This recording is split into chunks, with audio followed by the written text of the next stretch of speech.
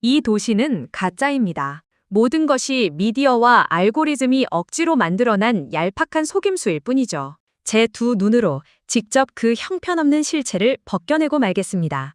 세계에서 가장 살기 좋은 도시를 가려내기 위해 3년째 전 세계를 누비고 있는 영국 런던 출신의 베스트셀러 여행 작가 빅토리아가 한 말입니다.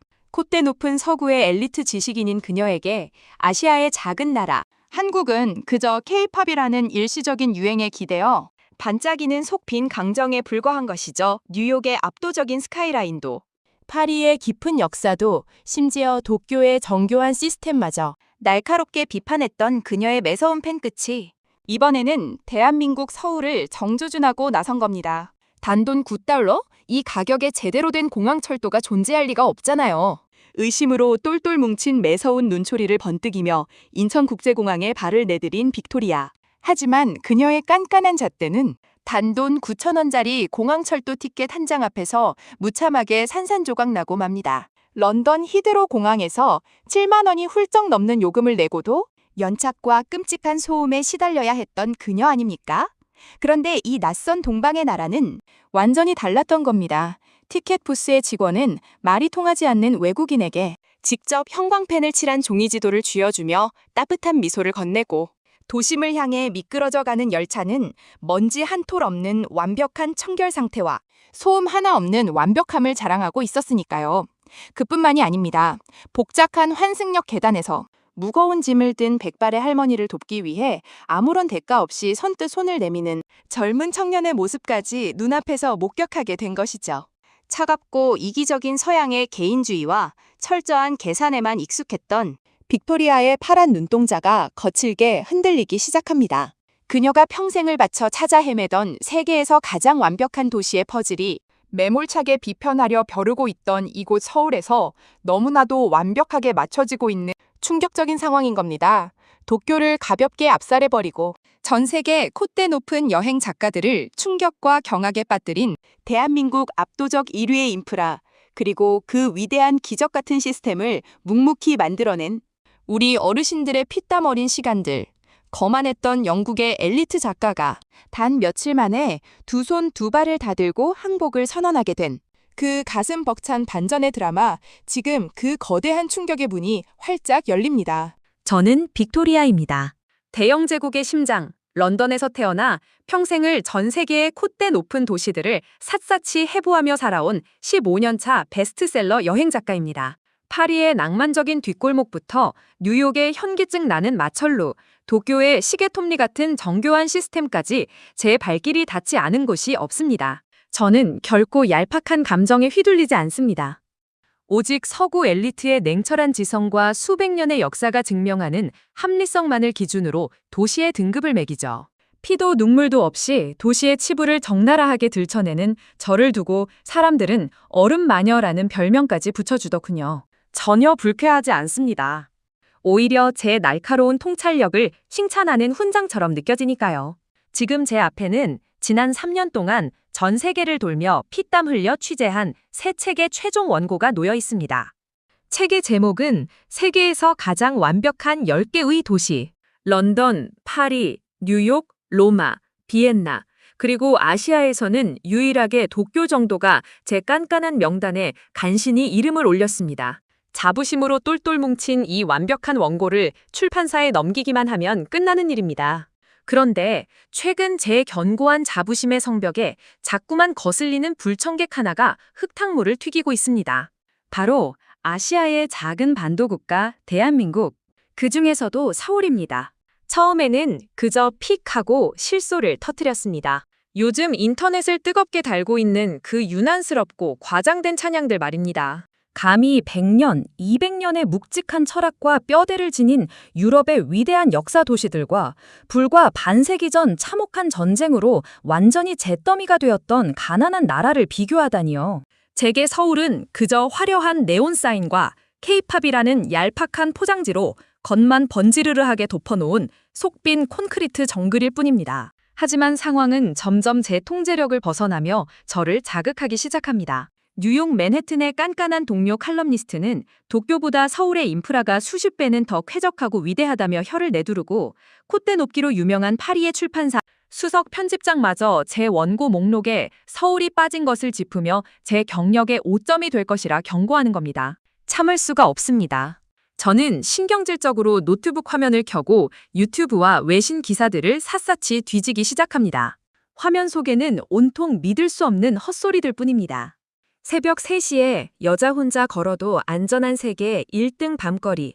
카페 테이블에 고가의 노트북과 지갑을 두고 화장실에 다녀와도 아무도 훔쳐가지 않는 놀라운 양심.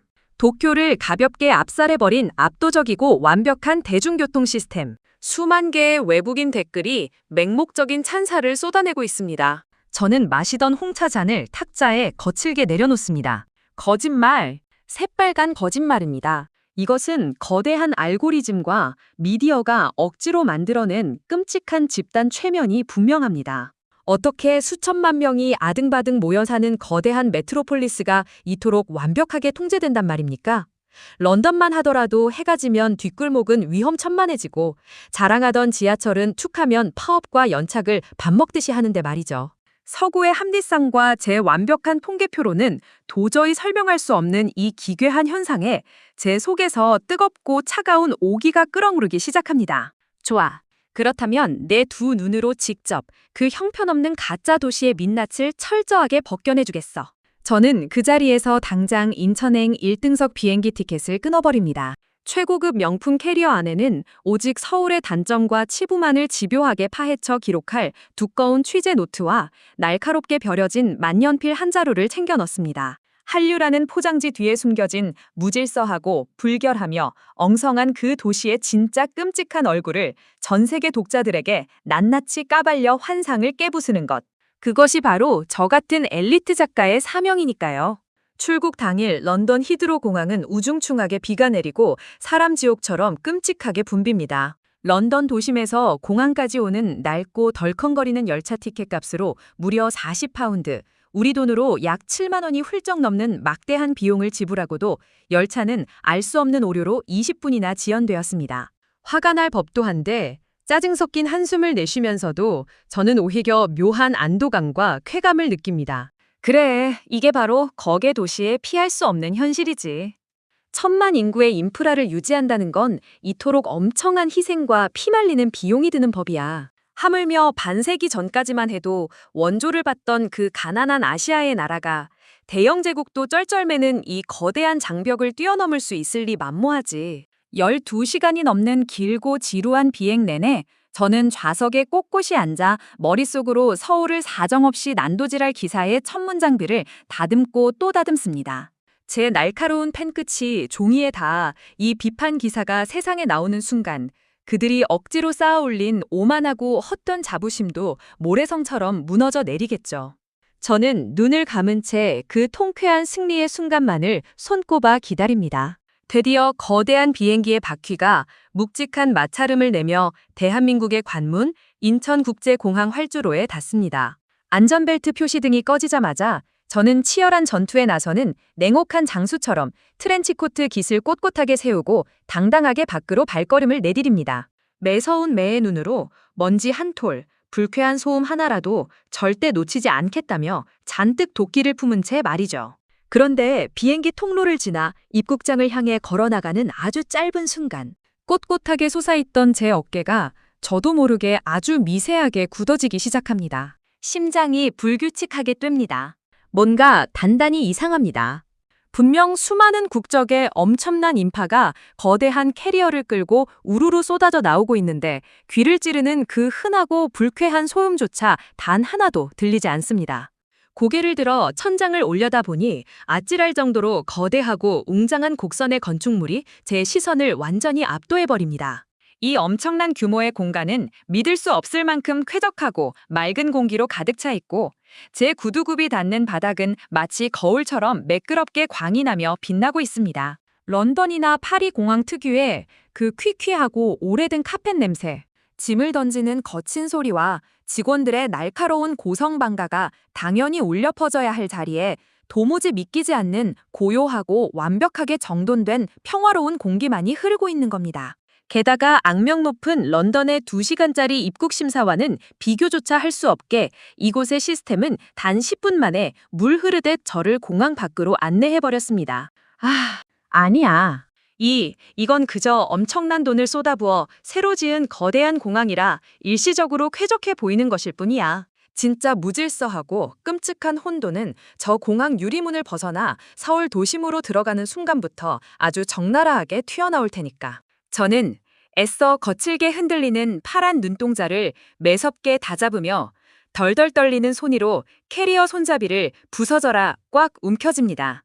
비판 기사로 빼곡히 채울 텅 빈 취재 노트를 가슴에 품고 스스로에게 최면을 걸듯 되뇌며 마침내 입국장 자동문을 거칠게 나섭니다. 앞으로 제게 닥칠 그 거대하고 처절한 충격, 그리고 콧대 높은 서구 엘리트의 그 알량했던 자부심이 잿더미처럼 산산조각 나며 두 무릎을 꿇게 될 굴욕적인 항복의 순간이 저 문 밖에서 기다리고 있다는 사실은 꿈에도 상상하지 못한 채 말입니다. 지금 런던의 차가운 얼음 마녀가 벼르고 벼르던 대한민국 서울이라는 그 거대한 기적의 한가운데로 드디어 첫 발을 내디뎠습니다. 유리문을 통과하자마자 가장 먼저 찾아간 곳은 도심으로 향하는 공항철도 매표소입니다. 런던의 그 악명 높은 물가와 비교하며 저는 속으로 코웃음을 칩니다. 그래, 번지르르한 공항 건물을 지어놨으니 이제 여기서부터 외국인들의 주머니를 무자비하게 털어먹으려 들겠지. 적어도 $50, 아니 그 이상을 요구할지도 몰라. 하지만 매표소 전광판에 선명하게 찍힌 숫자를 확인하는 순간 제 파란 눈동자가 주체할 수 없이 커집니다. 9,000원.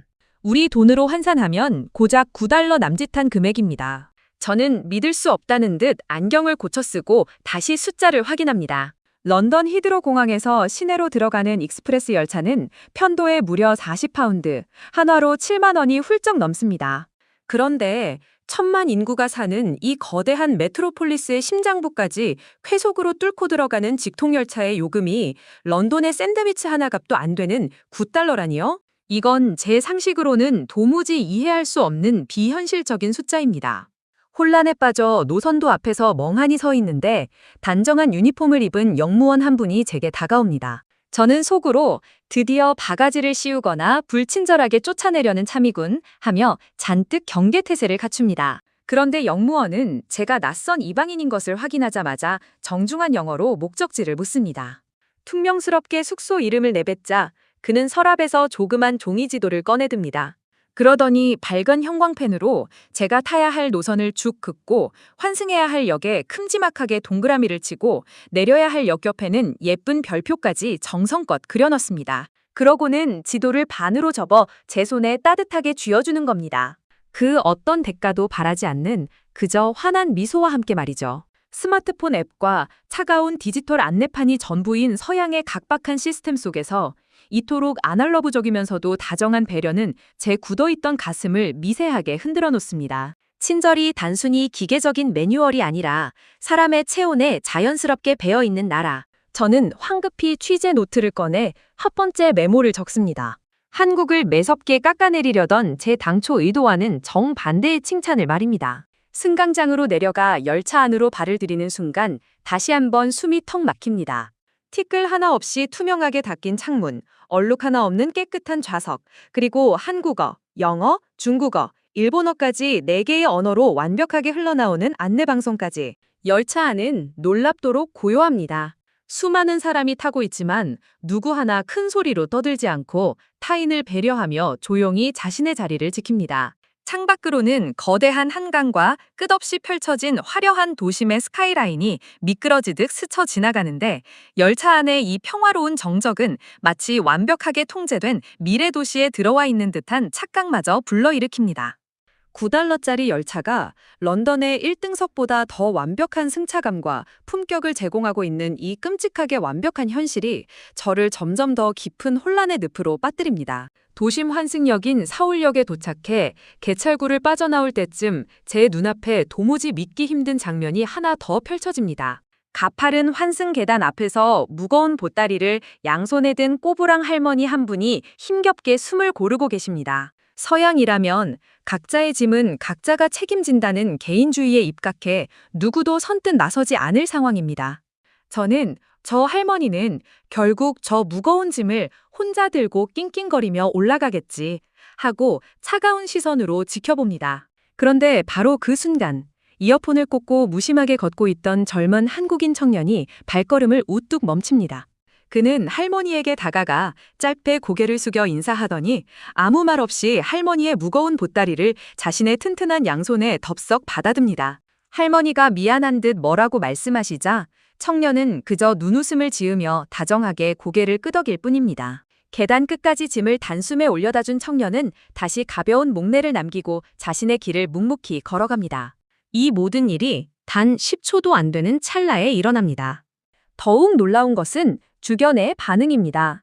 수많은 사람들이 이 감동적인 장면을 보고도 그저 무심하게 지나칩니다.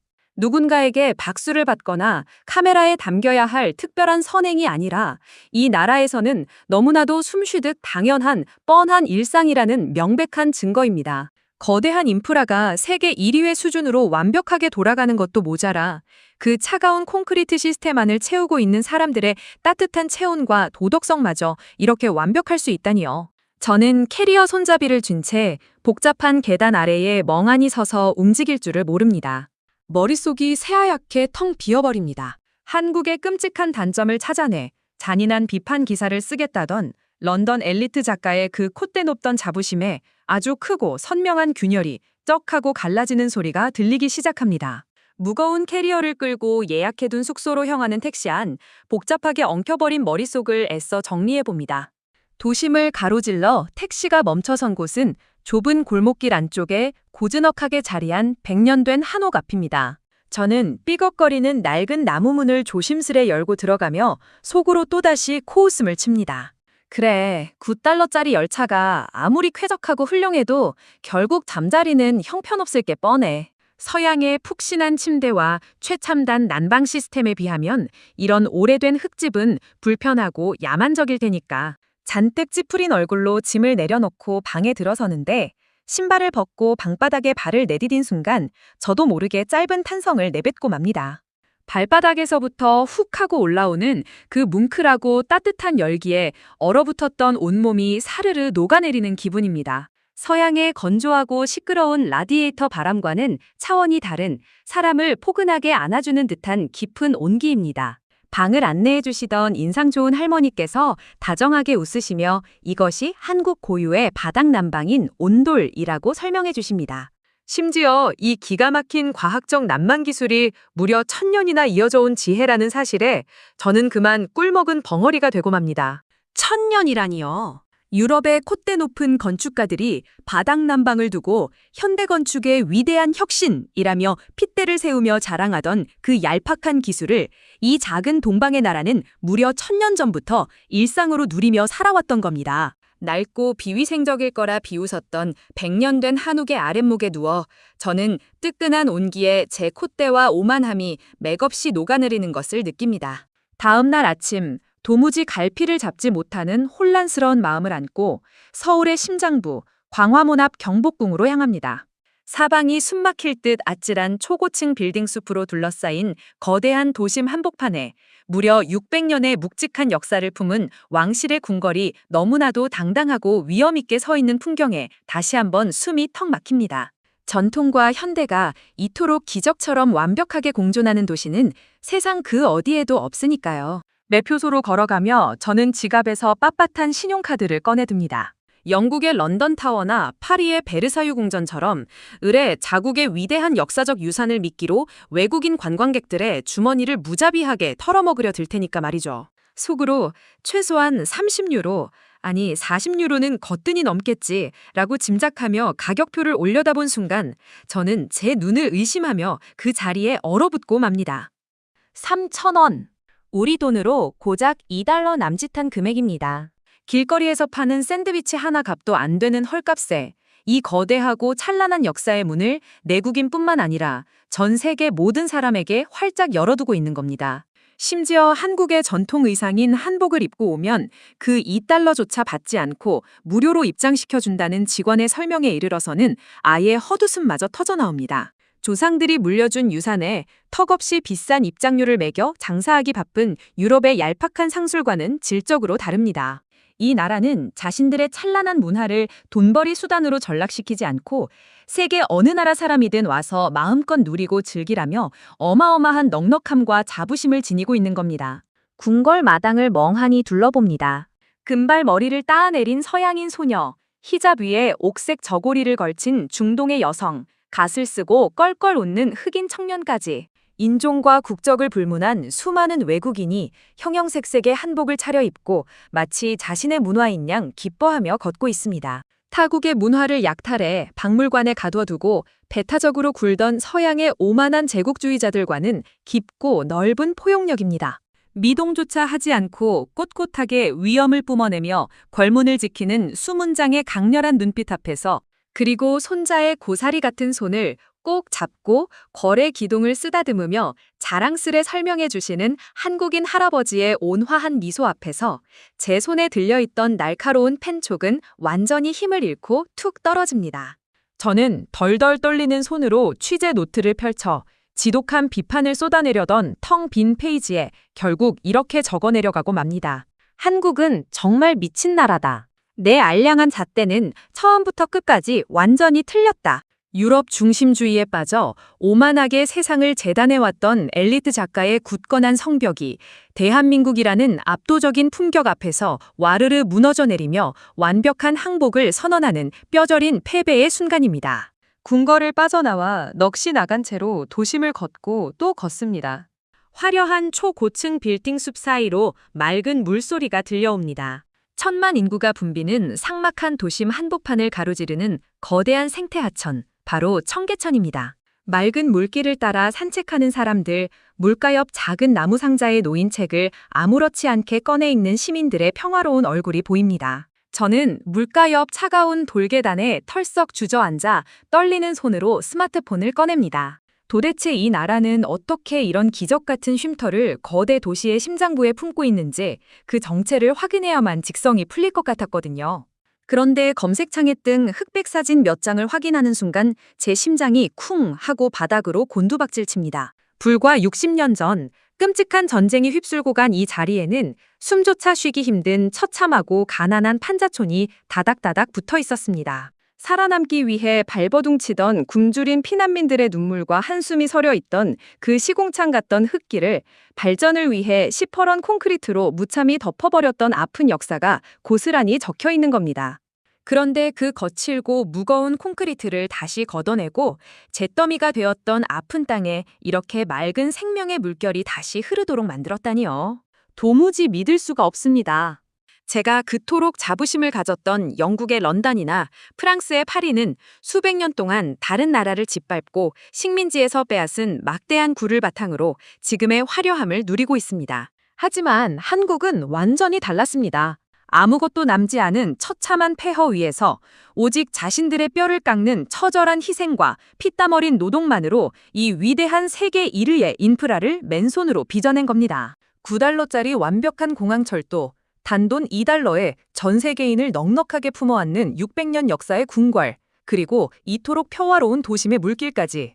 이 모든 눈부신 기적은 결코 하늘에서 뚝 떨어지거나 거저 얻어진 것이 아니었습니다. 어느덧 밤이 훌쩍 지나고 새벽의 푸스름한 빛이 청계천 수면 위로 고요하게 번지기 시작합니다. 취재도 잊은 채 뜬 눈으로 물결만 바라보며 조심스러운 발소리가 들려옵니다. 멍한 눈으로 고개를 들어보니 백발이 성성한 한국의 노부부 한 쌍이 두 손을 꼭 잡고 물길을 따라 천천히 걷고 계십니다.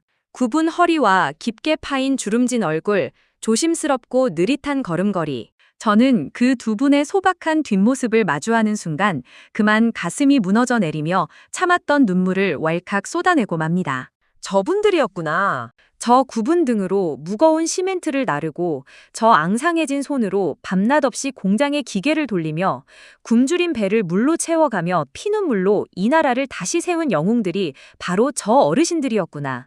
자신들은 차가운 흙바닥에서 선잠을 자고 헐벗으면서도 내 자식들에게만큼은 이 지독한 가난을 절대 물려주지 않겠다며 평생을 바쳐 뼈를 갈아 넣은 위대한 우리네 아버지, 어머니들. 그 처절하고도 거룩한 희생이 단단한 밑거름이 되었기에 지금 전 세계가 경악하고 찬양하는 압도적인 인프라에 대한민국이 존재할 수 있었던 겁니다. 저는 덜덜 떨리는 손으로 가방을 열어 지난 3년 동안 오만한 서양의 잣대로 잘난 척하며 써내려갔던 두꺼운 원고 뭉치를 꺼내듭니다. 런던, 뉴욕, 파리, 서구의 부유한 도시들을 맹목적으로 찬양하고 잿더미에서 일어선 위대한 한국을 한류 거품이라 비웃으려 했던 얄팍하고 부끄러운 종이 쪼가리들입니다. 저는 한치의 망설임도 없이 그 소중했던 원고들을 두 손으로 갈기갈기 찢어발깁니다. 쫙쫙 소리를 내며 찢겨나간 원고들이 벤치 옆 휴지통으로 처박힙니다. 얼음마녀라 불리며 남을 깎아내리기만 하던 영국의 콧대 높은 엘리트 작가가 이름 모를 한국 노부부의 뒷모습 앞에서 자신의 무지와 오만을 뼈저리게 뉘우치며 완전히 무릎을 꿇고 엎드려 통곡하는 가장 찬란하고도 완벽한 항복의 순간입니다. 바로 그때 정막을 깨고 런던의 수석 편집장에게서 전화가 걸려옵니다. 출판 마감이 코앞인데 도대체 최종 원고는 언제 보낼 거냐며 신경질적으로 다그치는 목소리에 저는 눈물 젖은 얼굴을 닦아내며 세상 그 어느 때보다 흔들림 없고 단호한 목소리로 대답합니다. 편집장님, 출판 일정을 전부 미루세요. 책의 메인 타이틀과 결말을 완전히 뒤엎을 겁니다. 내가 지난 3년 동안 미친 듯이 찾아 헤매던 세계에서 가장 완벽하고 살고 싶은 도시, 그 압도적 1위의 정답을 지금 이 새벽에 마침내 찾았거든요. 그건 화려하게 포장된 도쿄도, 런던도, 뉴욕도 아닙니다. 인간의 가장 위대한 기적과 따뜻한 희생이 무너지지 않는 성벽처럼 살아 숨쉬는 곳, 바로 대한민국 서울입니다. 내 모든 경력을 걸고 이 위대한 나라를 세상에 제대로 알릴 겁니다. 세상을 향해 차갑게 나를 세우던 제 뾰족한 펜촉은 이제 폐허를 딛고 일어나 세계 최고의 기적을 일궈낸 위대한 한국인들을 향한 벅찬 존경과 뜨거운 헌사로 빼곡히 채워질 것입니다. 9달러의 열차를 만들고 2달러의 괭거를 내어주는 이 위대하고 미친 나라 대한민국은, 그리고 그 나라를 묵묵히 지켜낸 사람들은 전 세계의 찬사를 받을 자격이 충분하니까요. 오늘 사연이 여러분의 마음에 작은 위로와 자부심이 되었다면 구독과 좋아요로 따뜻한 마음을 나누어 주세요. 우리와 함께 해주셔서 감사합니다.